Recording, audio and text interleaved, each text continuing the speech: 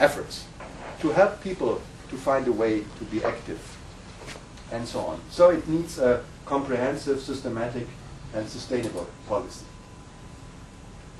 Now, I would like to answer the question in what sort of overall concept we are moving within TAFISA. Of course, we are not just deciding active city. It has to be part of an overall framework. And that's the reason why, when it comes to the General Assembly in Taipei in this September, and the TAFISA board, which will be meeting again this month in 21st of March in Taipei, to think and decide on this matter, that the overall semantic, the overall name of the new concept would be active world, not sport for all world, active world. I was talking about the shift from sport for all to physical activity. And of course, we will identify, we can't do it all at the same time, but we will identify various active groups, various settings, for example, various target groups like children, families, seniors, but also schools, workplaces. We can't do it all on our own. We are cooperating, for example, in the field of workplaces with the European Company Sport Association. They are doing an excellent job. So I'm not saying we should do it all, but we would like to be something more like a catalyst, like a motivator of doing things. And the overall term would be active world, and then we would give priorities to various topics. And today we are talking about active cities and active citizens. Parallelly, right now, we are working on a concept called active kids, which altogether with WHO is going to approach children and youngsters. And for that, we need various tools in the field of events, like congresses, workshops as today, educational schemes, programs, if we need, like International Challenge Day, we can include, but also newly designed aspects and instruments, merchandise articles, media, and so on. But this is the overall concept to make you understand where we are moving in right now. Surely, it is a marketing aspect, since we also have to earn some money with that. If we want to launch the active city, active citizens concept this year, we need financial support. We need some benefits, some instruments to attract companies of public funding into the project. So it also needs to have a marketing aspect.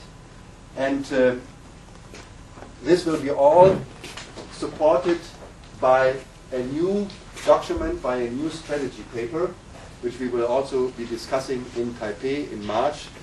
A TAFISA Global Strategy on Sport for All and Physical Activity, or Active World, maybe this is the title, where we once again put forward the various benefits of individuals and society can get from physical activity, including different target groups, requirements like we need political support, we need economical support, and so on. But this is an answer to the requests of our members. All over the world, there is not a paper which is comprising all these aspects. It's all there, the material. If you Google, if you go into the internet, you find it all. If you're looking for what are the cultural benefits of sport for all or physical activity, you will find something. But it has to be compromised, it has to be put together in one particular paper, and this should be one of our major strategies as well, to be launched then in Taipei during our General Assembly. But this is the overall framework of what we are talking about. The structure of the concept, active cities, active citizens, should be a global initiative. Once again, and this is not just fishing for compliments, it's just very seriously, we would like to cooperate with the city of Liverpool. When I was there last time, I had a meeting with some council members, and they generally agreed that there will be a cooperation, a support, not economically, but with ideas, experiences of what you are doing in Liverpool, but maybe also from other countries, like or cities like Turku, for example. We are going to cooperate with WHO and UNESCO.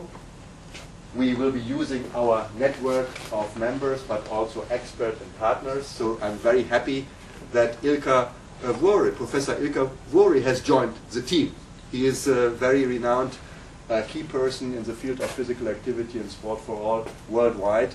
And I was very happy when he was saying, well, I like the idea, and I'm prepared to give my hand and to cooperate.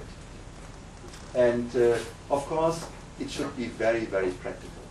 It should be offering a whole set of practical instruments. And above all, it's not necessary to invent it all anew. It's there. We have to identify, to select, to document, to share what is already existing and bring it into one concept, which is quite a lot of work to do. But this, from the present point of view, before the workshops really have started, is our idea about it.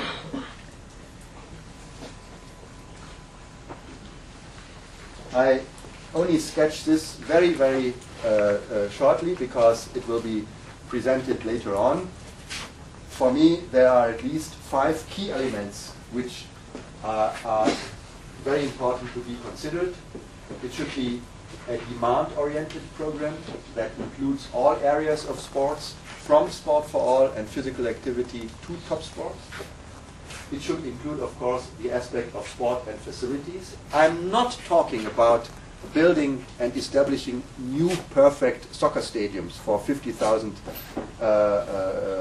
participants or spectators. I'm talking about finding ways of using public and open spaces. We are talking about sport and community, which is this partnership-oriented aspect, sport and politics. In Germany, for example, there is a tendency, Reinhard, I think it's still the case, that in some cities they closed down the sport, the sport department of the city. And the committee. And yes, and they are saying we don't need it as a separate body. We just include it into social affairs. You know what this means? It means losing all the reputation, all the power. But there is a clear tendency to that. And if a city does not understand that you don't only need some talking at the Sunday speech, we have the term in Germany that politicians give Sunday speeches, where they promise everything. But when it is Monday, everybody has forgotten about it. And we need the full integration of sport aspects and sport topics in the community policy.